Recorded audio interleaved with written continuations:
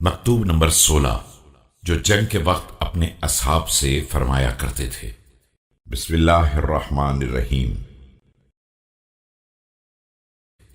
خبردار تم پر وہ فرار کرا نہ گزرے جس کے بعد حملے کا امکان ہو، اور وہ پسپائی پریشان کن نہ ہو جس کے بعد دوبارہ واپسی کا امکان ہو۔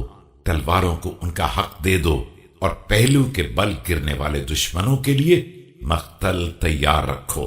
اپنے نفس کو شدید نیزہ بازی اور سخت ترین شمشیر زنی کے لیے آمادہ رکھو، اور آوازوں کو مردہ بنا دو کہ اس سے کمزوری دور ہو جاتی ہے۔